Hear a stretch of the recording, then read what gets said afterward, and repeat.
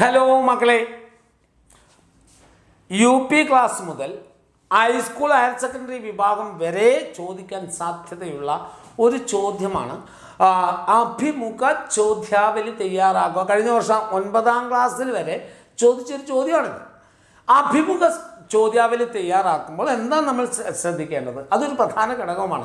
പലപ്പോഴും പലരും അഭിമുഖ ചോദ്യാവലി ചോദിക്കുന്ന ചോദ്യങ്ങൾ എഴുതുന്നത് കാണുമ്പോൾ വിഷയവുമായി ഒരു രീതിയും പുലർത്താത്ത ചോദ്യങ്ങളാണ് പലരും ചോദിക്കുന്നത്. അത് പാടില്ല. വിഷയത്തിൽ ഊന്നിക്കൊണ്ടുള്ള ചോദ്യങ്ങൾ തന്നെ ചോദിക്കണം. എന്താണോ നിങ്ങൾക്ക് ഇപ്പം നിങ്ങളോട് ചോദിക്കുകയാണ്, നിങ്ങളുടെ നാട്ടിലുള്ള കർഷകശ്രീ അവാർഡ് നേടിയ ഒരു കർഷകനുമായി അഭിമുഖം തയ്യാറാക്കാൻ ആവശ്യമായ ചോദ്യാവലി 6 ചോദ്യങ്ങളാണ് തയ്യാറാക്കുക. അങ്ങനെ ചോദിക്കുന്ന സമയത്ത് പലരും ചോദിക്കുന്ന ചോദ്യം എന്താണ്? നിങ്ങളുടെ പേരെന്താണ്? നാട് എവിടെയാണ്?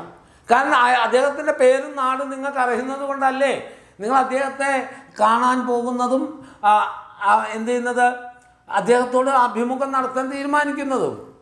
അപ്പോൾ അതൊന്ന് ഓർത്ത് വെക്കുക. വിഷയത്തിൽ ഊന്നിക്കൊണ്ടുള്ള ചോദ്യം തന്നെ ആവണം നിങ്ങൾ ചോദിക്കേണ്ടത്. ഇപ്പം അങ്ങക്ക് കർഷകശ്രീ അവാർഡ് കിട്ടിയല്ലോ, അത് കൃഷിയിൽ അങ്ങ് എത്ര കാലമായി ഈ കൃഷിയുമായി ബന്ധപ്പെട്ട് നിങ്ങളുടെ ജീവിതത്തിൽ എത്ര വർഷമാണ് കൃഷിക്ക് വേണ്ടി മാറ്റിവെച്ചത്? കൃഷിയുടെ വിവിധ ഇനം കൃഷികളെക്കുറിച്ച് ഒരു ലഘു വിവരണം തരാൻ സാധ്യമാണോ?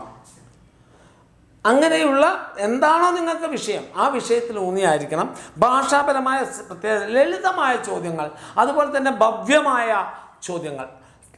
സാർ, താങ്കൾ, അല്ലെങ്കിൽ അങ്ങ്, നീ എവിടെയാണ്, അല്ലെങ്കിലുള്ള അത്തരത്തിലുള്ള പദപ്രയോഗം പാടില്ല. ഭാഷാപരമായ പ്രത്യേകത ശ്രദ്ധിക്കണം നിങ്ങൾ. ഭവ്യമായ ഭാഷയാണ് നമ്മൾ ഉപയോഗിക്കേണ്ടത്. അതും നിങ്ങളൊന്ന് ഓർത്ത് വെക്കുക. പിന്നെ അനാവശ്യമായ ചോദ്യങ്ങൾ ഒഴിവാക്കുക. അതാണ് ഞാൻ പറഞ്ഞത്. വീട്ടിൽ ആരൊക്കെയുണ്ട്? ഇന്ന് രാവിലെ നിങ്ങൾ എന്താ കഴിച്ചത്? പുട്ടും കടലയാണോ അതോ പൂരിയും ബാജിയുമാണോ? വീട്ടിൽ ഭാര്യ എന്ത് ചെയ്യുന്നു? ഹൗസ് വൈഫാണോ? ചിലർക്ക് പറയാം വൈഫ് ഹൗസ് എന്നാണ്. ഒരാളോട് ചോദിച്ചോ ഭാര്യ എന്ത് ചെയ്യുന്നു? അവൾ വൈഫ് ഹൗസാണ്, ഹൗസ് വൈഫ് എന്നാണ് പറഞ്ഞത് അല്ലേ? അതുപോലെ ഭാര്യ എന്ത് ചെയ്യുന്നു? മക്കൾ പഠിക്കുന്നുണ്ടോ? മകൻ എങ്ങനെ പഠിക്കാൻ കൊള്ളാമോ? ഇങ്ങനെയുള്ള ചോദ്യങ്ങളൊന്നും നിങ്ങൾ അഭിമുഖ ചോദ്യാവലിയിൽ ചോദിക്കരുതെന്നർത്ഥം. മനസ്സിലായ മക്കൾക്ക്? ചോദ്യം കുറിക്കൊള്ളുന്നതും വിഷയത്തിൽ ഊന്നിക്കൊണ്ടുള്ളതാവണം. 6 ചോദ്യങ്ങളും 6 വ്യത്യസ്തമായിരിക്കണം. ആവർത്തനം ചോദ്യങ്ങളിൽ വരരുത്. ഒരിക്കൽ ചോദിച്ച ചോദ്യങ്ങൾക്ക് അയാൾ പറഞ്ഞ ഉത്തരം തന്നെ കിട്ടാവുന്ന രൂപത്തിലുള്ള 2ാമത്തെ ചോദ്യമോ 3ാമത്തെ ചോദ്യമോ ചോദിക്കരുത് മക്കള്.